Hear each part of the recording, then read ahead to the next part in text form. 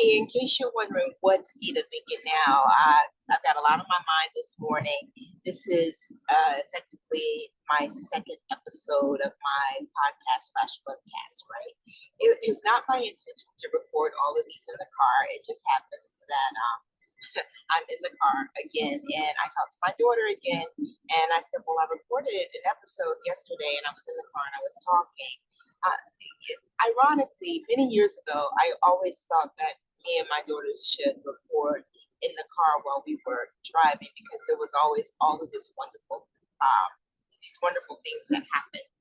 But I am just leaving my annual checkup. If you see my shirt, living better, and that is my goal, to live better. But this morning, I'm coming in a very transparent way. I feel in some ways that I hit my bottom today, right? This morning, I received a text message, and it said that I had non-sufficient funds, and if I did not make a deposit by 5:30 this evening, then basically that thing would bounce. Now, fortunately, I do have the means to move some money around, right? And then I'm going to be even more transparent with you. Lately, I have been at the casino trying to win the money to fix my problems and other people's problems, right? Other people that I care about, trying to get like $15,000. And it's funny because before you start gambling, you have that amount of money. And once you gamble it, if you do not increase it, then you automatically have a decrease in that amount of money. So, and before I was trying to win for everybody, I was actually winning, which is kind of crazy because I have not been winning. Somebody just said, well, it's like you've been forcing it, right? And people look at me and they see that I'm here and there, like I'm in Bali right now, but I was in Atlanta last week. I was in Shreveport in Arkansas the week before that, and I was in San Antonio. I'm kind of all over the place a lot, and I travel a lot. Now I was in LA, and they naturally assume that I have arrived, that I've made it, that I've got tons and tons and tons of money, and I have this cruise coming up. And actually, I was talking about the cruise. The cruise, we paid the money, and it is a phenomenal cruise. We paid the money, but with the money, there's all this additional money that keeps having to be paid. So if I would have realized that, I probably wouldn't have gone on this incredible cruise that you'll hear more about. But I was forced, some of you may know, some of you may not know, but I was forced into early retirement almost 2 years ago. And fortunately, I was given a package, and I also had a 401k. Thank God, because of two incredible women in my life, Linda and Therese. They took 5 hours arguing with me, explaining to me why I needed to invest in my 401k account. And I was like, look, I am a single parent of three amazing girls, but I am already struggling to pay my bills. So I don't have any extra money to put in this 401k. And they kept talking, and they're like, do you see what I'm talking about? And a couple hours later, I was like, I get it, but nope. And they kept talking until 5 hours later. These women cared enough about me and my children to talk for 5 hours, to show me why it was beneficial, and I am thankful for that. So although I had a package and I have a pension and I have 401k money, because I am under 59 and a half, every time I take money out of my 401k, I have to pay an extra penalty and blah, blah, blah, blah, blah. And my 401k has dwindled down, right? So in my mind, I really feel like I've kind of hit a bottom. Everybody has a bottom. A lot of people only associate bottoms with people that are struggling with drugs or alcohol or what have you. But we all have bottoms about different things, for different reasons, right? And the idea that I had money in my hand that I could have easily used to cover this bill. I used it, I gambled it trying to get more money. Um, which that's not about a here or there. This is not about a judgment call. This is not about a moral question or anything like that. This is just, like I said, me being transparent, especially because every time I run into somebody, they're like, well, gosh, things are going really, really, really well for you. And let me tell you, I am blessed. I am blessed beyond measure. Um, I have a wonderful life that I don't feel like I have to get away from. I have wonderful teachings and education and opportunities and friends and children and grandbabies. I am blessed. But, but, you know, I am also at a point where I have to do something, because if I don't do something, then I am going to have to go get a job. At some point, like I said, I went for my physical today. And with my physical, it's important. My doctor and I, we go back many, many, many, many years. And we were talking about a situation earlier where I had lost a lot of weight, too much weight. And he said, the reality is it takes several years for your body to readjust after you've gone through something so major. He's like, so your body is just beginning to get back on track from this incident 3 years ago. And I was like, okay, that makes sense. And so I was thinking about that in relation to things getting financially back on track. So I have an interesting vantage point. I get to peer into the lives of people at a lot of different levels, a lot of people that have high visibility, a lot of people that have high positions, and everything like that. And not the high positions, because the high positions are generally very well paid, but there are a lot of people with high visibility, people that have tremendous talents and everything like that. And it looks on the outside like they are making tremendous amounts of money. But the truth of the matter is, a lot of them are struggling. And it's really frustrating to me to see so many people that I look at and I'm like, yes, but you are so gifted. And to not see the money line up, right? I yeah. That kind of frustrates me a lot. And I'm so tired of seeing it, because I think people deserve to be rewarded for the impact that they make. Um, I was on a training call with one of my mentors, Michael Stevenson, yesterday, and he was saying, what happens when the marketing doesn't work, right? And I think a lot of people, we get into the posture of having a business or having a life that looks this particular way. And we think that that is the totality of it, right? Without putting the other stuff in place. Um,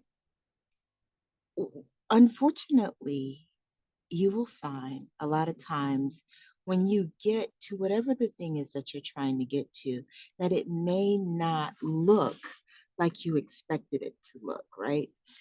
Look, I can take this off because I'm actually in the parking lot right now, but I'm going to finish up this. So it may not look the way you expect it to look. It may not feel the way you expect it to feel. It may not pay the way you expect it to pay. There are so many ideas over and over again that my daughter and I, it's like, this thing is going to make us rich. And, we get all excited and we put all of the energy behind it and we put it out there and it's like crickets. Okay, so then we say, all right, that one didn't work. But this thing here, this is going to work. We are about to be rich, rich, yeah, like, stacks of money to our ears and everything. And we do all of the work and we put it out there. And then once again, we may get some response, but a lot of times it's crickets. For a lot of people, that would be enough for them to give up. But we keep trying and we keep moving. And I remember she was saying that somebody that she had gone to high school with sent her a message saying, "Can you pay my bills for me?" And it was like, wait a second, hold up. She needs somebody to pay her bills for her.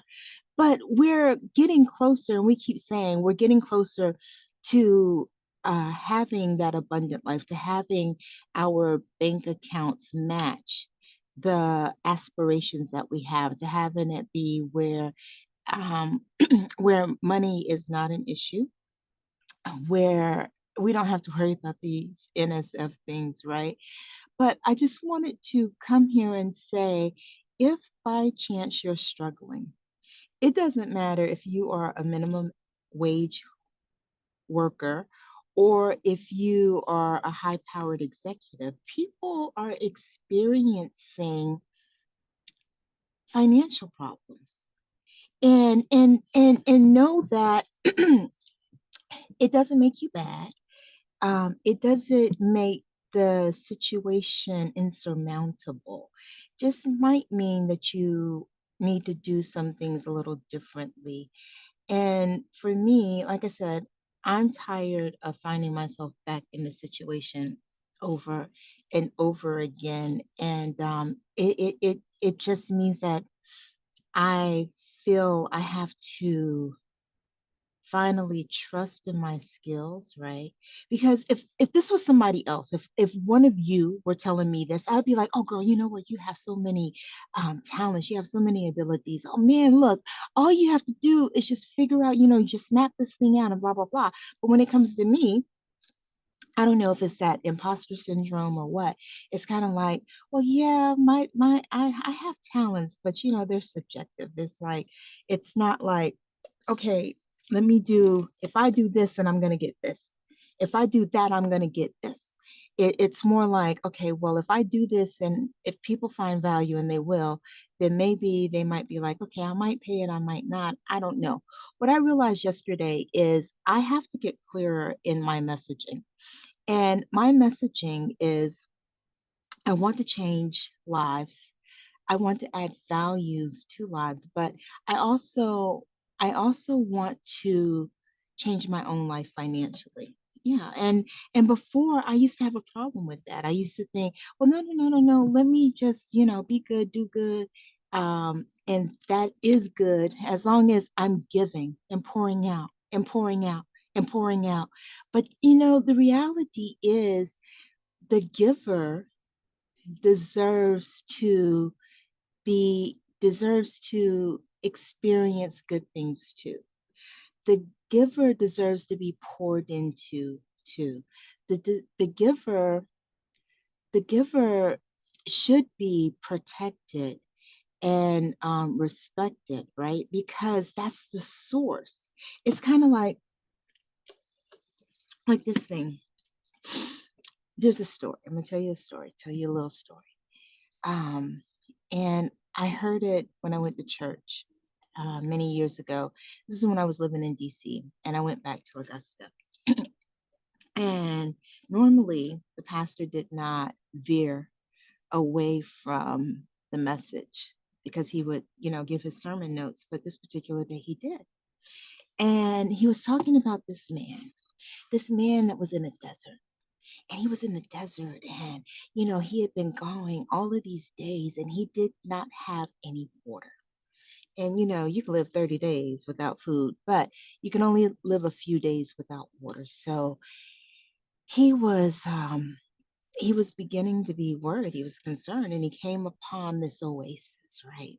And in this oasis there was this spigot, and with the spigot there was a container that was filled with water, and there was a note. And the note said, use this to prime the pump.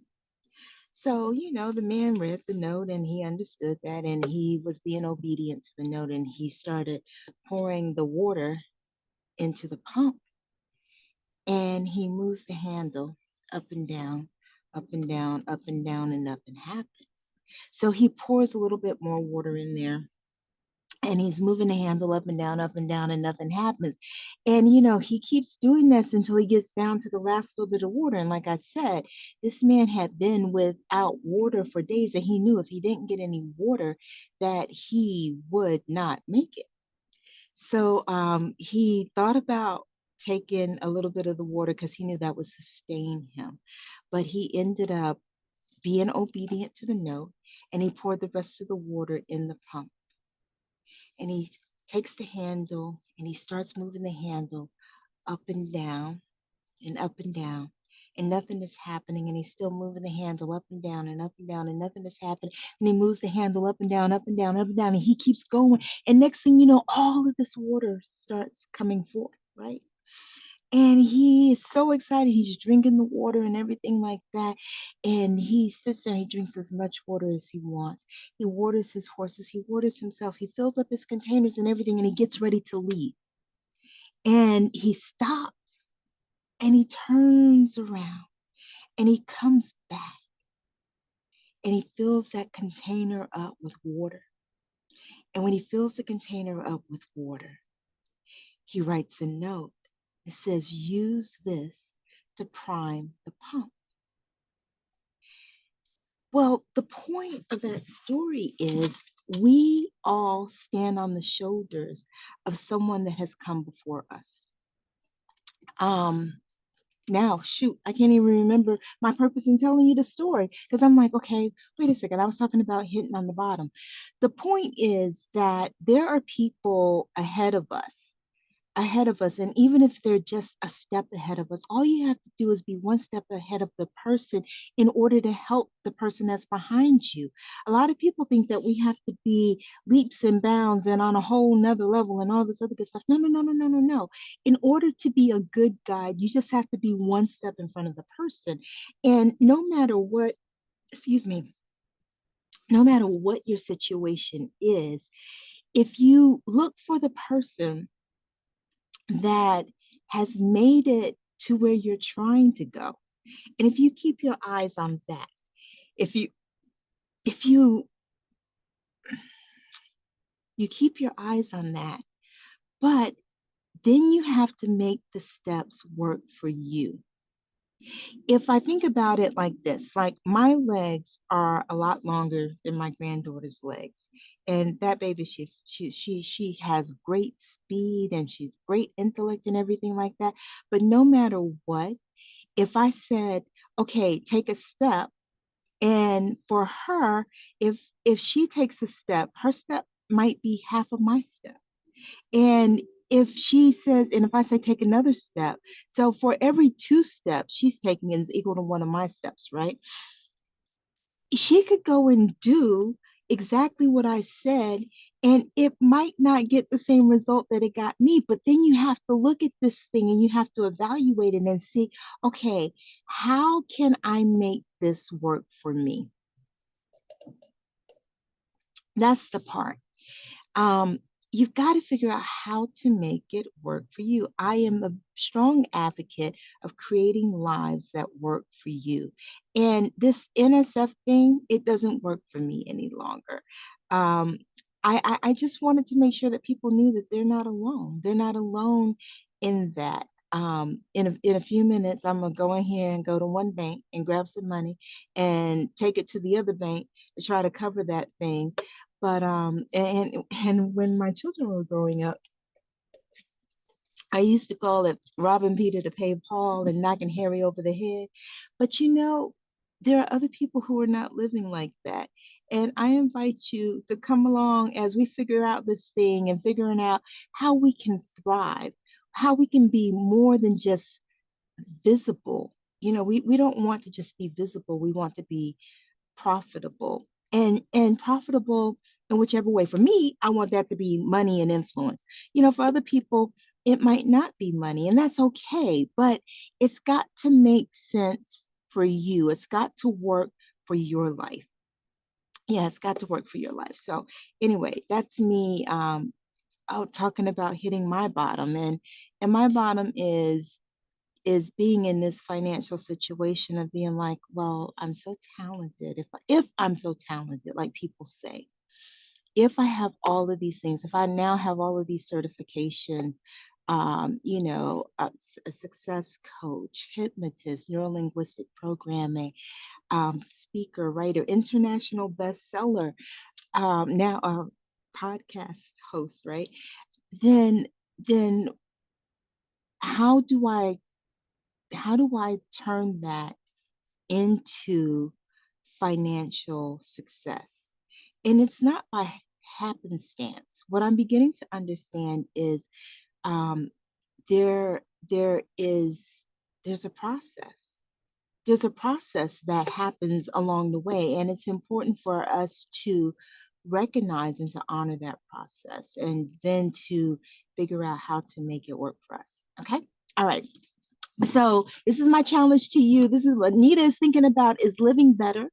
I'm glad that my physical checkup checked out, and now I want my financial checkup to check out. I want my success checkup to check out. Yes, and I want your checkup to check out for you too, okay? All right. Keep putting one foot in front of the other. Keep shining your light, sugar, and just keep reaching for the possibilities, because you deserve to shine your light, sugar. All right, this is amazing, Alnita. And that's what I'm thinking about, man. I will talk to you again next time. Mwah!